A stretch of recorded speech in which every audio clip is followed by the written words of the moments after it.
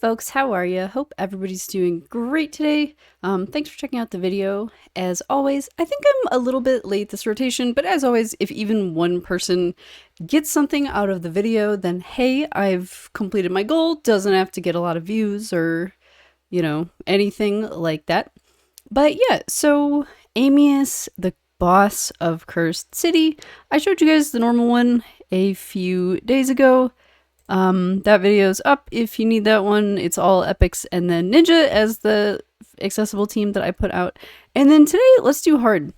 This is, in my opinion, the easiest Amius hard rotation. There are a lot of good champs you can use, and they're not just good champs, they're accessible champs. Like, if you're even attempting this fight, you should definitely have Mithrala. You might have Lydia. I'm not going to say you should, but I think, just as sort of a general, obviously you can do anything in the game in any order you want, but as just like a general rule, this has much higher stat requirements than finishing Faction Wars. Like, Faction Wars is what, 200 accuracy, 200 speed type situation. This is a much more demanding fight. You might have something like Pythion. You don't have to have this. There's definitely some other supports you could choose from. But yeah, if you have something like this is very helpful. Venomage, fantastic, epic for this fight. The heal reduction is absolutely clutch. Mithrala is also perfect because she has accuracy aura and she's a good brimstone carrier. So basically, yeah, just 10 out of 10 champ to even be allowed to use in the fight. You can actually block the revive with Lydia if you happen to accidentally kill him in the Eclipse form. She's got other stuff, strengthen, decreased defense. She has like black buffs, poison sensitivity. Black buffs doesn't really do anything, but yeah, you might get a little extra damage out of the poison. And then White Dryad Nia, another hero of the fight for her ally protection. I'm just a huge fan of that. She's got heals. She's got baby strengthen. So just, yeah, outstanding champion at keeping people alive. Ally protect is very, very good during his ignore defense attack in the second phase. So that is the team. As always, we will go through a step-by-step walkthrough of winning the fight itself. So hopefully that will be helpful to those of you who find that helpful or you're not super familiar with the fight in general. I'll just explain, why I did this instead of that, where I made a mistake that maybe you shouldn't make a mistake. Because yeah, I did make several mistakes in this, but I think if anything that's helpful to show that like, it doesn't have to be perfect. It's really not that bad. You guys can do it. Get your Merciless and Supersonic gear that will probably have terrible rolls and you'll sell it. And yeah, but that's just part of the game. So you might be doing like the Marius missions, something like that. So yeah, there's all kinds of, reasons to be doing this here fight. Okay. So here is the start of the fight. And then I'm going to show you, I could have deleted it or something, but I kept it on the beginning of the video for a reason. So I'm just going to show you. We're just kind of opening with A1s. I didn't apply Brimstone with Mithrala. So I'm just restarting. I want to get my Brimstone proc. If you have a Brimstone carrier, he's going to use 2 back-to-back abilities here, and you will get like gross amounts of Brimstone damage because he's using an ability, he's using another ability.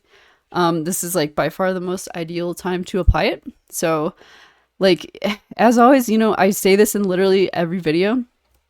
If you don't get your Brimstone proc, you might just want to go ahead and reset it. I'm not saying, you couldn't win or anything if you didn't get it. I'm just saying, take the millions of damage where you can get it. So that's all I'm saying. Let's see if we get it this time. Yeah, we do. Okay. So these 2 abilities were in the Form 1. You can tell because it's not, like everything all red. You've got these 2 abilities. This first one, this is an enormous heal. He's going to reduce the duration of any debuffs on him. He's going to reduce the duration of any buffs on your team. Second ability is the more scary one. It's a debuff reversal, so he takes all of the debuffs that you have on him, and he's going to turn those into the positive version of their buffs. So like if you had increased attack, or I'm sorry, decreased attack, decreased defense, and block buffs, he's going to turn that into increased attack, increased defense, and block debuffs. And with all these, incredible buffs on him, you really don't stand a chance. You've ruined your ability to land debuffs on him. You've, increased his defense. You've increased how much damage he's doing to you. So it's absolutely not recommended to use any reversible debuffs during this point. And then this is also an AoE stun. So that's why it's helpful to have somebody with block debuffs like Pythion. Just because of my speeds and everything, obviously, you're not using my exact gear and everything might be a little different for you. I lead with the A1 on Pythion because I'm faster than him. If you're slower, you would probably want to lead with the block debuffs, but I've just done this fight so many times that I understand that I can take a turn and then I can use the block debuffs to block the AoE stun. So yeah, we'll just keep going with our A1s like I said. Mithrala, I want to apply the Brimstone. I have increased defense on my own team. The Hex itself got resisted, but it's a single target fight, so it does not matter. The other thing to note is that when he goes into the Form 2, he will reverse any of your buffs into the negative debuffs. So like if this were to happen right now, my entire team would get decreased attack, decreased defense. If you had done something like put out Strengthen, you have multiple champions in this fight with Strengthen, it would get turned into Weaken. So when he's still got 4 turns remaining like this, it's absolutely fine to use your buffs, but just keep in mind as this is dwindling down, you really don't want those buffs to be lingering because they are going to turn into the reverse debuffs and it's going to do a lot of damage when he gets in the next form and starts attacking you. So keep that in mind. And yeah, we'll keep showing you what I'm doing. Like I said, I realized with Pythion, I can A1 here. And then next turn, I'll use the block debuffs. If he doesn't really have any debuffs on him, he is going to open with the giant AoE heal thingy. So yeah, like for me with this comp, with what I did here, this is what he's using. So that's fine. So he did heal, but he is taking the Brimstone damage. So there you go. And then yeah, I'm just going to keep A1ing with people until he uses the reverse ability. Maybe you can get some War Master procs if you're lucky. That's, maybe you can apply some poisons like with Mithrala. I guess I'm doing the Strengthen. That's fine. That'll definitely help you take less damage. Use the block debuffs on Pythion to block the AoE stun. And then, like I said, if he had had any of those debuffs on, they would have turned into the positive buffs at that moment. But obviously we're smart, right? We didn't apply any, so you're good. And then now it's like a free-for-all, right? You can apply whatever you want. He can no longer reverse them. Like I said, be careful of applying the buffs because you don't want to get them turned into the debuffs. So, but that's really the only thing to be wary of. So let's see what we're going to do now.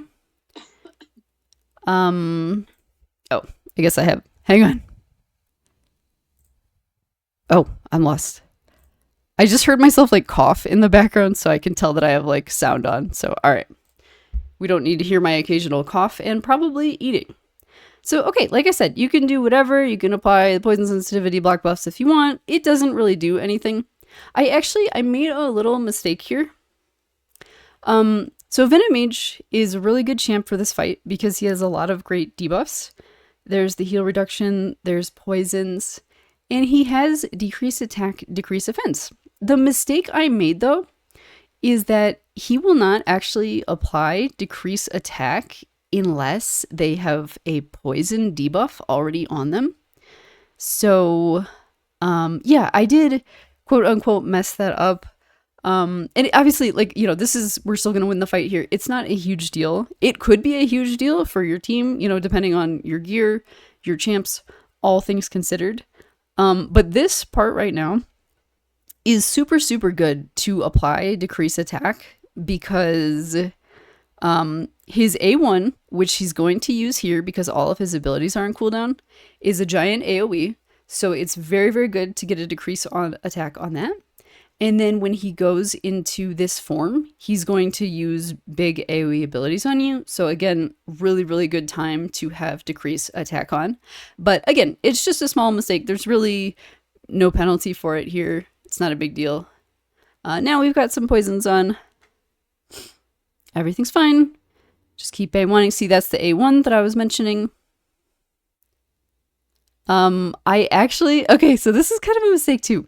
So I realized what I did, and I gave Venomage back the cooldowns, just so I can get the decrease attack out. However, when I did that, it reduced the number of turns before he goes into Eclipse. So I did actually make him go into that a little bit earlier, because he doesn't like when you decrease cooldowns. So keep that in mind. I'll just rewind it a little bit so you can see what it did. So see, we're at 2.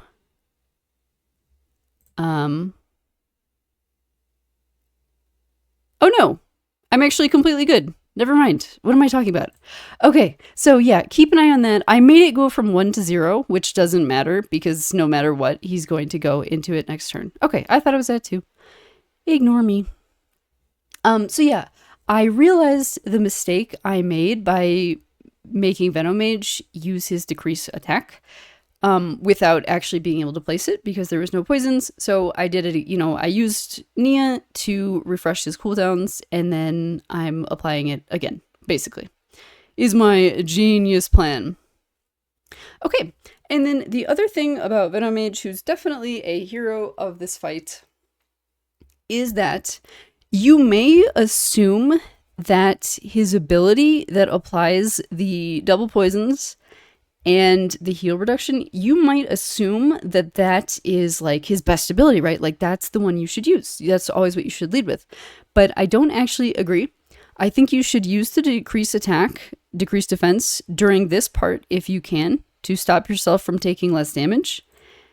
And then I think that you should use his poisons heal reduction on the first turn of the Eclipse form, because then it slightly carries over when he switches back into the normal form and uses his heal, and it can block the heal. So I'll repeat all that again and we'll look at it again. But now we're just A1ing. Here's the transforming that I was mentioning. Any buffs are getting reversed, right? So you can see Lydia had a lingering black debuffs, I guess, that got turned into a black buffs. That can happen sometimes if you use lasting gift. You might get like a debuff with a buff with a really long duration. So, but yeah, obviously this is like very, very not a big deal at all. Okay, so now we're here in the form 2. Those are the 2 abilities. They're done. Obviously, we didn't really take that much damage. That's great. So Nia, I'm going to use the Ally Protect on everybody because his A1 is like just the big kind of slash that's ignore defense. So if I'm Ally Protecting my team, that means that Nia can just kind of split the damage with whoever he decides to target. And then we'll stop them from dying here, which is what you want, because if he kills somebody with his A1, he kind of just goes into like the whole thing again. It refreshes his cooldowns, and it's very, very hard to come back from. Like basically, if that happens, it's over. So definitely want to avoid that happening at all costs. So we'll see what's happening. The other thing to be careful with about this phase, even though, that other phase is over and it seems like it's all fun and games, it's really not. Because basically, he uses the 2 abilities real quick. You are in an unresistible sleep for one of the turns. There's absolutely nothing you can do about that ability. So basically, the time between this form and going back into the other form, where he's going to reverse the debuffs again, are very scary. So I wouldn't reapply decreased attack. I would not reapply like Lydia decreased defense weaken. I would not do that because chances are they're just going to get reversed. The only one I would do is, like I said, I would use the heal reduction right here. I wouldn't really risk any of the others. Just because it's not really worth it, right? Like, there's not a lot of benefit, like block buffs. That does nothing for you, right? Decreased defense. It's not really like a, you know, the damage is coming from the poison and the brimstone. So it's like, that's not, you know, what we're focusing on. So yeah, that's what I would say. Just stick to A1s with most people. Like I said, I would use the heal reduction here. Heal reduction, double poison.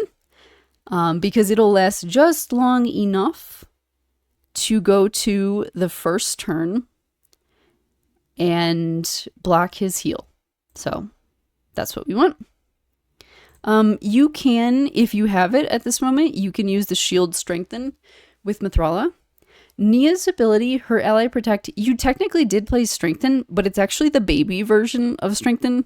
So yeah, I would definitely say go ahead and enhance your strengthen, get the big strengthen, because this is like, he's about to do a really scary ability. So yeah, I would say definitely go ahead with the big strengthen, get a little heal out here. Okay, so that's the ignore defense ability. He actually targeted Nia herself, I think, right? Or did he target Mithrala as well? Oh, he's targeting Mithrala. Okay, so you can see we split the damage, right? And everybody's still quite healthy because I just split the damage between these two tanky ladies. Everything's great. So yeah, that's the power of the ally protect and the strengthen. And then, you know, we're just going to keep kind of A1ing here because right, you know, when this turn ends, he's going back into the other form. It's okay to use your buffs here to prevent yourself from taking less damage because he's not going to be reversing them at this time, going back into the other form. So yeah, it's a good time to buff yourself, heal yourself. As you can see, we had the 1 turn left of the heal reduction. He just used the big heal ability. It blocked the heal. And then because this ability also decreases his debuff duration, you see, it got rid of it. So I no longer have to worry about it for the debuff reversal ability that he's going to use next. And yeah, it's like a really good timing thing. Super, super helpful. Don't have to worry about it. The only thing that I would say is it Sniper or is it Master Hexer? Whichever's the one that has the chance to increase the duration of your debuffs. If you're using that, you might accidentally place like a 4-turn heal reduction, which is like eternity. And he may actually turn around and reverse that. But I mean, you know, again, not a huge deal. We can overcome anything here. Yeah, definitely something to keep in mind. It may mess you up here and there. Okay, and then, you know, we're back in the form. He's already used the heal. So I'm just doing exactly what I did before, right? Like there's no need to get crazy. What we were doing was working. You're just going to keep going with your A1s until he uses this ability. And then we can start using the, you know, more devastating abilities. So just A1s for now. Nobody do anything wild. If you're lucky, you'll reapply Brimstone like that.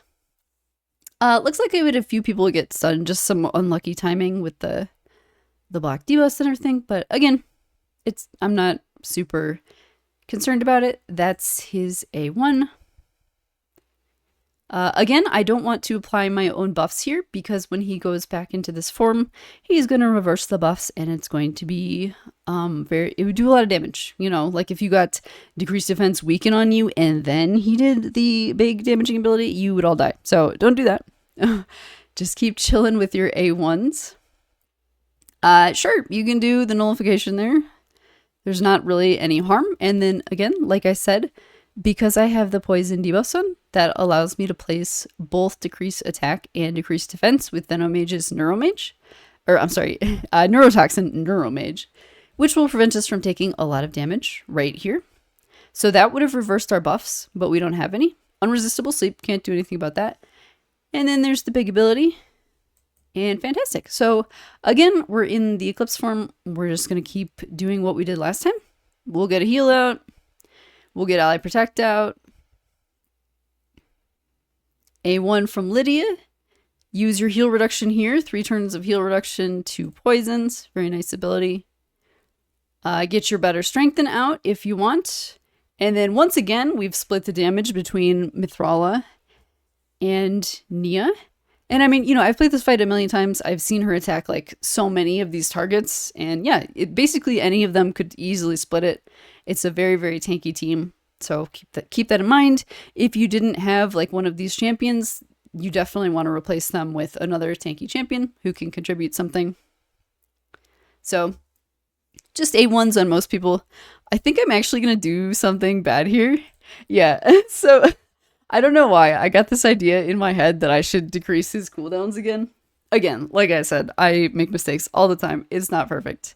And as you guys know, when an ability gets the cooldown decreased, he doesn't like that. And he'll use the A1 again. So he is actually using the A1, and Nia actually did die from the ally protect damage.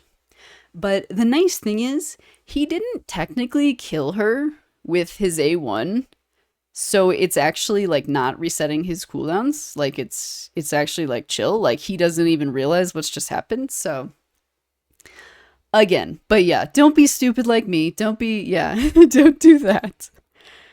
Okay, so once again, we are now back in the other ability because he's really only got that one turn. He's going to use both abilities. He's going to use his A1 once, twice if you're stupid, and reset some cooldowns.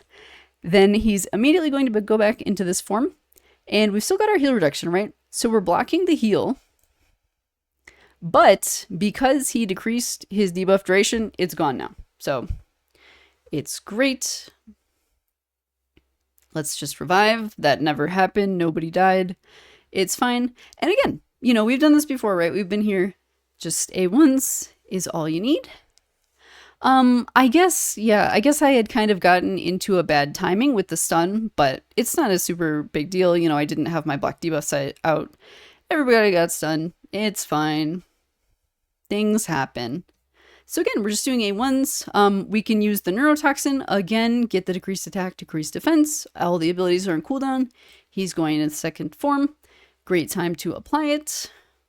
We're just going through these real quick now. Unresistible sleep, getting brimstone procs there. Here we are again. And again, you guys know what to do. It's basically just a very repeatable pattern that we're just going to keep doing until the boss is deceased. Yeah, I guess I decided to do the poison sensitivity there. I guess I figured, hey, I've got the poison, so may as well. Again, 3-turn heal reduction is like the perfect duration for this fight. Let's get our ally protect. Nia dies again from the from the damage, but again, it's fine. He doesn't realize what's happened. He has no clue, so I didn't reset all of his cooldowns. Like I said, it's okay to make mistakes. And then again, here we are. Again, exact same thing. Let's get Nia back again. It's literally like just repeating itself. And then I guess we're probably all going to get stunned again. But again, that's fine. It happens. We're all getting stunned. You can resist this technically. So like she can cleanse them.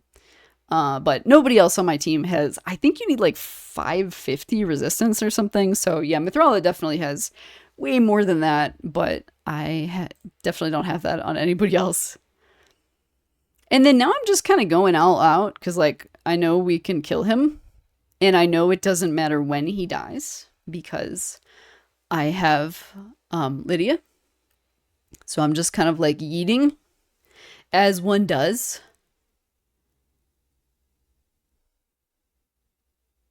All right. Same thing. Okay. And then again, yep, same thing. I'm going to apply the Flesh Metal of Venom again. I guess I'm going to do that with Mithrala. It doesn't really matter. Again, I'm kind of just like, at this point, I realize like this is basically over. I'm throwing everything at him. And it's good that he does that because he doesn't use abilities in this form. So I'm basically just kind of baiting him back into the other form. And then he dies to the brimstone. So again, like I realize what's happening. That's why I did what I did. I'm not concerned with people dying at that point. But like, obviously, if he doesn't have a brimstone on him and you know, he's not going to die when he uses an ability, obviously don't play it that way. The only reason I did it that way is because I could see what was happening and I liked what was happening. It was great. So I just let it happen. Alrighty, so there was my team. There is the end of the fight. Mithrala is, of course, the hero with Brimstone, the just incredible blessing. We all love blessing so much, that one in particular. We love it almost as much as we love Polymorph. Just kidding, obviously. And then Venomage, I mean, the poison's damage and War Master damage is no slouch. That's over 1 million damage. Everybody else, any damage is basically War Master procs. War Master is definitely a really good ability during this fight because it's percentage-based damage, right? And he has a lot of HP, so you're doing a lot of damage. So I do have that on everybody here, except for Mithrala. She's got Eagle Eye, but she had the Brimstone, so made up for it. Okay, so as always, I will show you the builds. So let's see what we got. This will be fun, you know, because these are like builds that I don't really look at that often. Okay, so yeah, standard Mithrala build, right? You want to have high speed, but people typically don't build her too high speed because you want to go second and cleanse your team. So that would be that. You know, lots of accuracy, which is converted into resistance.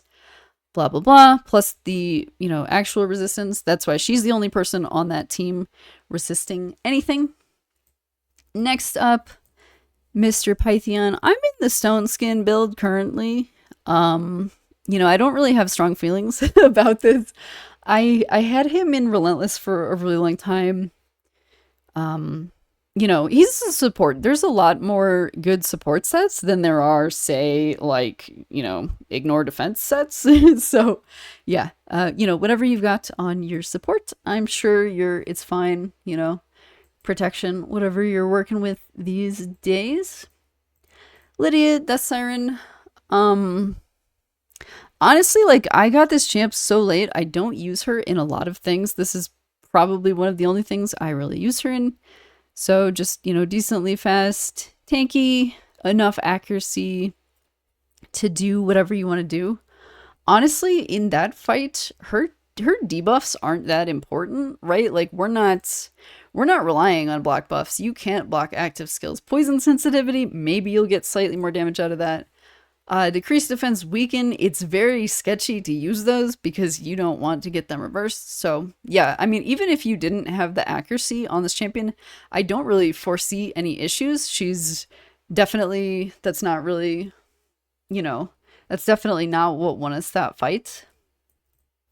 Next up, Venomage. I love this build, right? Like it's just like a chill build, like 5-star speed, 5-star accuracy, 5-star perception. Like it, you know, it doesn't have to be that insane, people, right?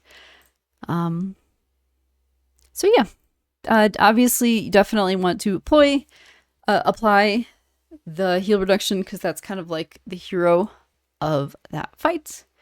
Let me quickly flip back to the masteries if you want to. Yeah, don't fill them all in. That's the key, obviously. And there you go. I'm not saying like those are the ideal masteries either. Those just happen to be the ones I'm using.